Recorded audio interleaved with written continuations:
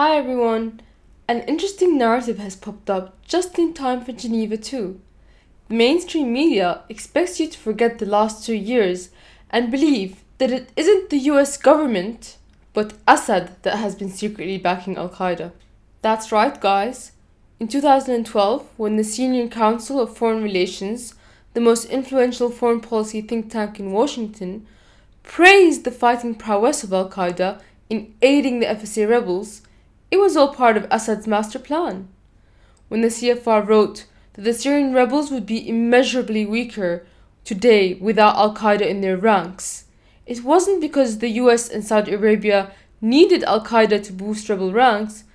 No, it was because Assad wanted the FSA to be stronger and wanted to lose the war. That is what we were expected to believe.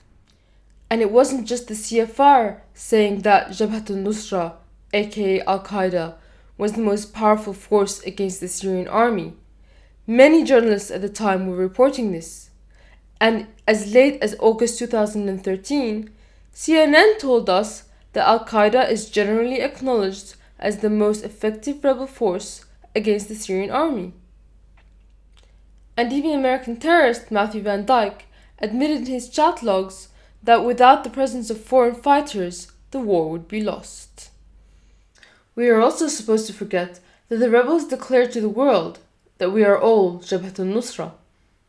In the last few months, the media has been working tirelessly to clean up the image of the rebels and make them look as though they are not linked to Al-Qaeda. They've been running with headlines, "Moderate rebels versus Al-Qaeda" and "Moderate rebels clash with Al-Qaeda." But upon closer inspection, the reality is that the so-called moderate rebels are fighting alongside one faction of Al-Qaeda, Jabhat al-Nusra, against another faction of Al-Qaeda, ISIS. Far from moderate rebels versus Al-Qaeda, the headlines should read Al-Qaeda versus Al-Qaeda. To back this up, just today, Zawahiri called for factions of Al-Qaeda to stop fighting. The mainstream media has now been claiming that Assad is backing ISIS and has caused its presence in Syria.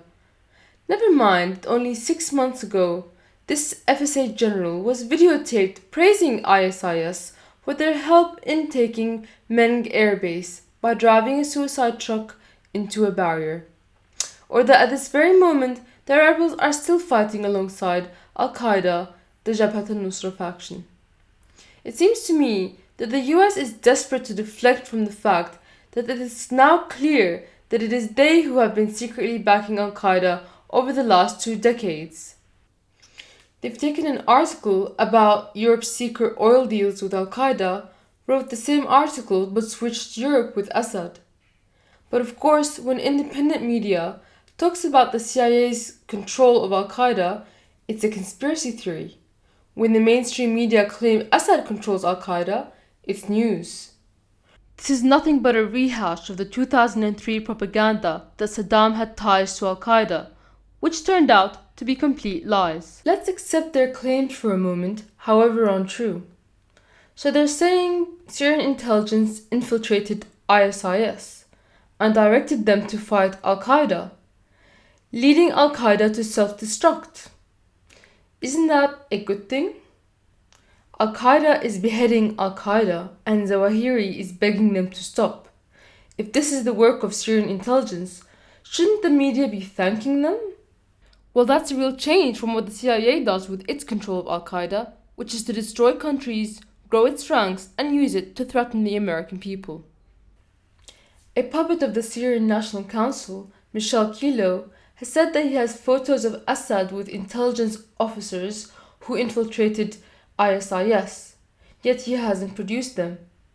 Meanwhile, there are already photos out there of real ISIS standing alongside members of the FSA and the SMC. "We have proof you created Al-Qaeda," he claims, while he and the rebels worked with them and accepted their help all this time. There really are members of Al-Qaeda from Pakistan, the UK and Australia. 2 of them died recently, but the opposition would rather blame every crime on Syrian infiltrators, ignoring the fact that they have a ton of their own infiltrators in the ranks of the Syrian army and the government, and I'm sure every other militia. infiltrations happen in war, but the CIA's creation of Al-Qaeda has a long history. What's clear here is the US is deflecting from the fact it is now absolutely clear, even to the mainstream media, that Al-Qaeda is its puppet army. You can watch my previous video on how Al-Qaeda is Al-Qaeda right here. Thank you for your subscription and for watching this video. Please await my next update on Geneva.